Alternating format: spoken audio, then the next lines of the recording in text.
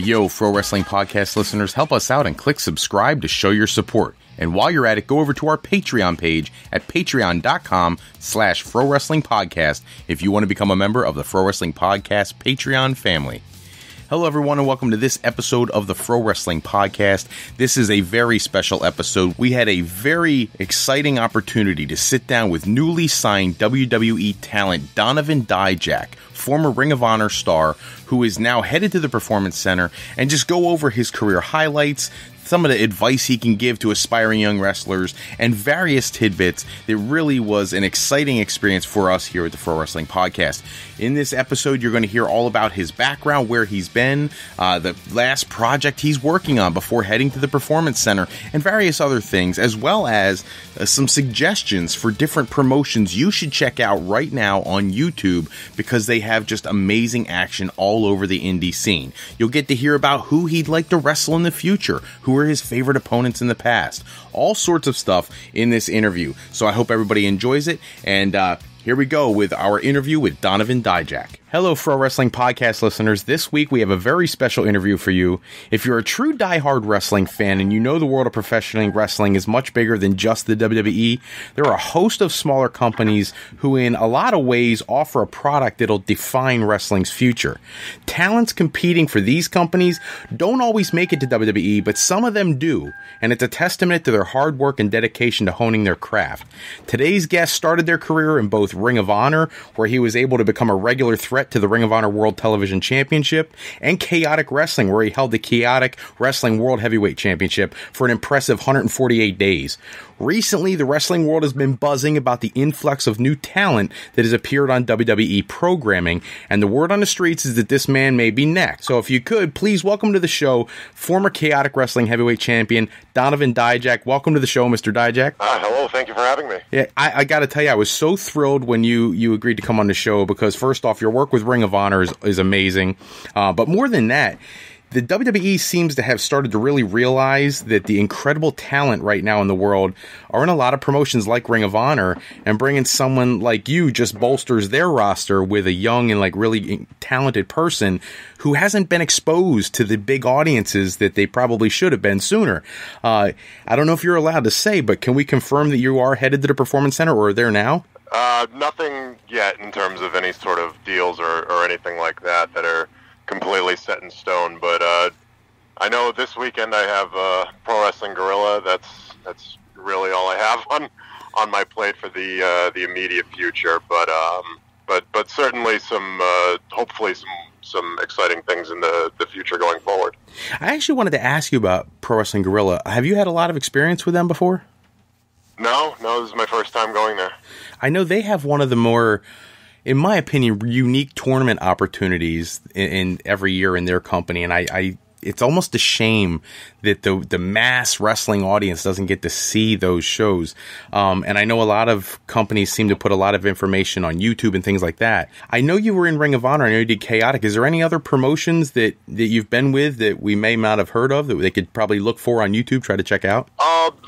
The most popular ones right now, I'd say Progress Wrestling out of London, England is probably one of, if not the most popular independent right now that there is. They do have a working relationship, it would appear, with WWE right now. It seems that there's some talent from Progress being used on WWE and vice versa. So that's one of the more prominent indies right now, and Progress has been spectacular to work with. So they're a very prominent one. Pro Wrestling Guerrilla obviously is very, very popular amongst a lot of hardcore fans, and whenever you're talking about the top indies in the world, usually PWG is one of them that comes up. Other than that, I've worked for a bunch of really prestigious companies. WXW in Germany comes to mind. OTT in Ireland, Revolution Pro Wrestling in England also comes to mind. And then there's a bunch around the States, AAW out of Chicago, and just a variety of other. Beyond Wrestling is very popular through their YouTube channel. So all these places I've worked for, and of course many more. But those are some of the more common names, I think, amongst the world of independent professional wrestling. You know, a lot of my listeners are younger fans, a lot of former students of mine, younger people, and a lot of them have asked me questions about getting into the business, what their expectations should be. What was it like for you? What is your background? Like, where did you get trained at? How did that go for you? I was trained by a man named Brian Fury, and also a little bit of Warbeard Hansen when I first started, who's another guy who's had a lot of success in Ring of Honor and New Japan himself. But Brian Fury, for the most part, he's the current owner of the New England Pro Wrestling Academy, which is formerly known as the Chaotic Training Center, which before that was known as Killer Kowalski's.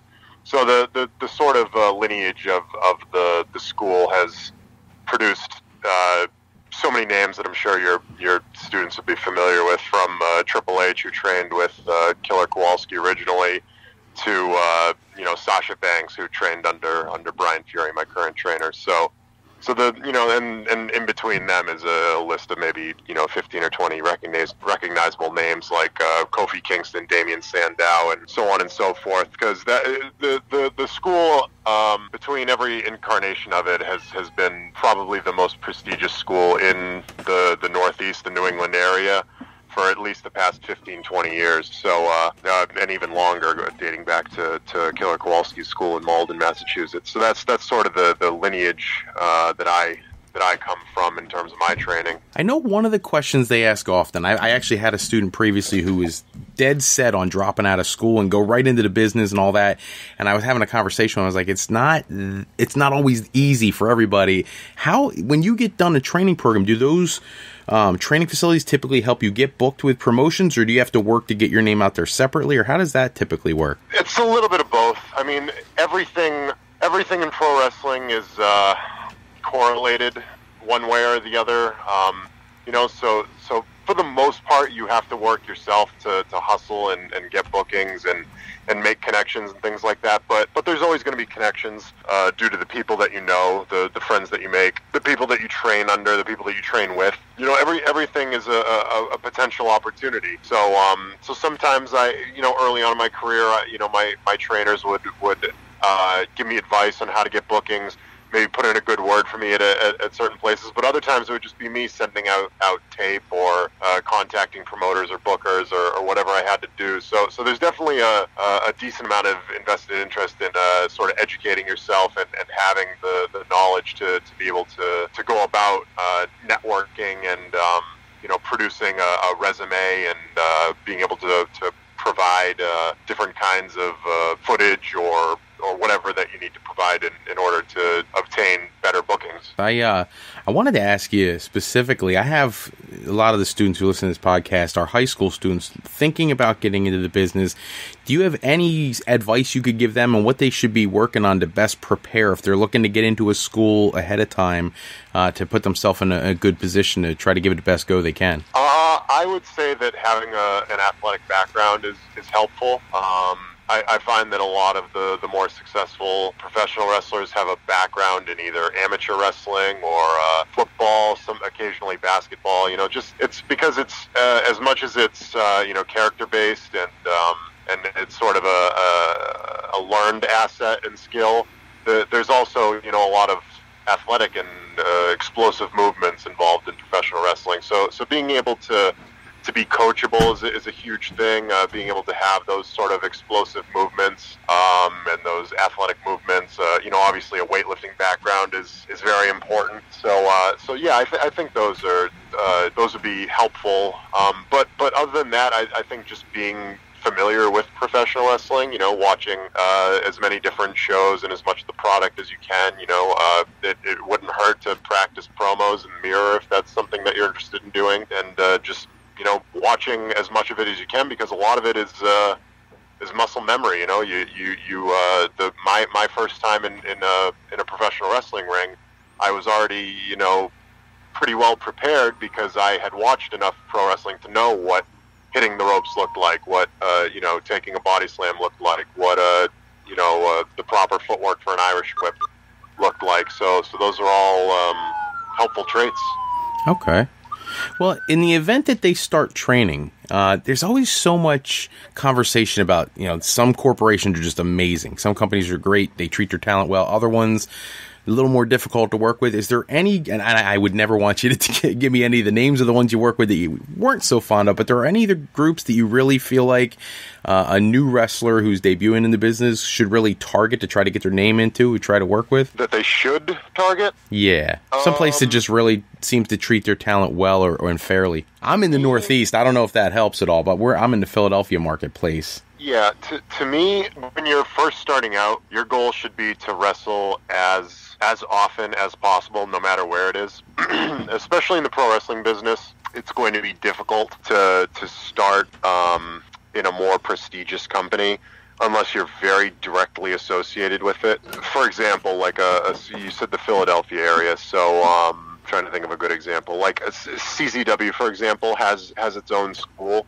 Yes. So if you trained at the CZW school, then you'd obviously have your way into CZW, which is a very prominent promotion that has pay-per-view and a lot of exposure, a lot of eyes on it. So that would be a good foot in the door. But it'd be hard for someone outside of that school to target CZW and say that's where I want to work, because CZW is not going to look at you if you have 0 matches and you're just completely green and inexperienced. Which isn't to say that you shouldn't try. I think everyone should always try everything. If it doesn't matter if you haven't had matches before. I think you should send your resume and your pictures and video out to everybody. The only company realistically that uses people that have 0 experience, that's kind of like a prestigious company that you don't have a direct connect to, would be like a WWE, because they have their own full-time training facility, so they're interested in investing in people who have potential. Independent companies need more like established commodities. So I would say the shotgun approach is usually the best approach. Try everywhere and everything, and work as often and as much as possible. Awesome. So, of course, since it's a wrestling podcast, I always ask a fast 5 questions. It's one of those first thing off the top of your head type of things, if that's okay. Totally. One, who's your favorite opponent you've faced so far? Oh, man, that's a tough one. I've had so many. Keith Lee's a name that comes to mind as of late. Before him, Biff Busick is another great one. Those are just the first two. Mikey Webb is another great opponent of mine, but I mean, the list goes on and on. Brian Fury, Tommy End, Chris Hero. It's kind of an endless list, to be completely honest. Yeah, there's so much talent in the indies, and I hate calling them indies. They're legit pro stars. I hate that term, but where is your favorite venue you've performed so far? That's another good question. The ECW Arena is the first one that comes to mind. I've also had the fantastic luxury of wrestling in the Hammerstein Ballroom, which hosted so many great WWE and ECW events over the years. This weekend I get to wrestle in Reseda, California, which is kind of like the holy mecca of indie pro wrestling. I've got to wrestle in York Hall in England a few times. The Electric Ballroom in Camden for Progress. I mean, it's in front of the Power Crowd in Hungary or Hamburg, Germany. So I mean, I've been really, really fortunate, to be completely honest, but those are a lot of the venues that come to mind initially. That's awesome. How about dream opponents? Is there anybody you really want to work with that's like at the top of your list? On the indies or at all? Pretty much in general. The top 2 names I'd say would be probably Brock Lesnar and Triple H. I actually had a fan who sent me a message. There's a few fans who are Patreons of the podcast, and they asked, are there any wrestlers you can ask them about? And I said, I have to ask you, have you had a chance in the past, or do you hopefully in the future? From my perspective, have you gotten to work with AJ Styles at all? I have, yeah, I have. I actually had a singles match lined up with AJ, which was, at the time going to be probably the biggest match of my career. He unfortunately had some sciatic nerve issue in his back, so it was shooting pain through his leg that weekend. So the match the day of ended up getting canceled. But I was fortunate and able to wrestle him in a 6-man tag. It was myself, Jay Lethal and Jay Diesel against AJ Styles and the Young Bucks. We wrestled them at a house show in Milwaukee, Wisconsin, and it was a blast. For my money, AJ Styles is the best in-ring professional, maybe one of the best in-ring professional wrestlers in the history of professional wrestling. I couldn't agree more. If you could bring one wrestler from the past back for one match with you, say it or whatever your perfect event is, if that's WrestleMania, Bound for Glory, whatever it is, who would you want to take on if you could pull anybody from the past? The Undertaker. That's awesome. It was like a quick answer too. I love that. Yeah, I was really, really bummed and depressed when The Undertaker retired this year, because it kind of hit me like a sack of bricks that I'd never be able to wrestle The Undertaker, and that was such a bummer, because he's been a huge, huge inspiration for me. I mean, as a fellow big guy who, you know, who was able to move, you know, well beyond what he should be able to do. He was really an inspiration and a guy who had so much success having that style of wrestling that it was truly an inspiration to be able to look at a guy like that and say, you know, I'm able to not necessarily copy his style, but, you know, he can kind of influence me, and I can, you know, I can do my own thing and have success with it, just like he did his own thing and have success with it. I credit him a lot of times with a lot of my fandom, because I remember as a younger kid, I remember going to a match, and I went to the Marriott Hotel in Philadelphia after the matches, and he was coming through the hotel, and he tried to stay totally in character, and it kind of freaked me out. And then I kind of looked at him, and he winked at me. And at my age, I was just like, that's the coolest thing ever. Like, The Undertaker just winked at me. So he's such a nice guy in his personal deal. Like, he's so personable for the fans and everything. I love that. How about best promoter you've ever worked for thus far? Because I'm sure there's going to be many, many more to come. But who's the best one you've worked with so far? Best promoter? Gosh, that's a good question. The first one that comes to mind is Andy Quilden from Rev Pro in England. And I'm basing that answer just based on the fact that he's been sort of in charge of or he's been the lead of sort of organizing my international tours. I've done most of those through Rev Pro, so the 4 or 5 times that I've been over to England, almost all of them have been directly associated with Andy. And it's not lost on me how much money that is and how much that costs. So the invested interest, and, you know, he let me stay at his house, you know, for a couple of those tours. So he's been really, really a huge influence on my pro wrestling career. But beyond that, I'd say probably Drew Cordero for the tons of opportunities that I got with Beyond Wrestling. It was instrumental in the sort of my progress in professional wrestling. Speaking of progress, Jim Smallman from Progress and Glenn and John also from Progress have been great. Felix from WXW was instrumental in my first trip over to Europe, which was a huge breaking point for me, and then obviously all the notoriety I got from Ring of Honor. So Delirious and the booking crew with Ring of Honor obviously giving me that opportunity when I kind of didn't deserve it. And then initially with Chaotic Wrestling, when I was first trying to make a name for myself in the scene with Jamie and Tarzan, and then some of the more local promotions that have used me regularly, like Mike from XWA and the other Mike from Northeast Wrestling are 2 guys who've supported me my whole career. Awesome. So I have one last question for you. So everybody is hoping at some point we get to see you with the NXT brand. It seems like almost NXT has become like, I don't know, it's like the smaller independent promotions are like the preparatory thing for NXT, which is then the feeder for the big rosters. If you get an opportunity to work with the NXT brand, is there anybody there that you immediately would love to set as your short-term or long-term goal to work a program with? They've got such a deep roster. It's hard. It's a very deep roster. It's hard to say. The first name that comes to mind for me is Oni Lorcan, who I already mentioned once because he was formerly known as Biff Busick. He's a guy who's trained at my school under Brian Fury and Warbeard Hansen and those guys. Mike Hollow as well helped to train him initially, but he also trained with Lance Storm and a bunch of other guys.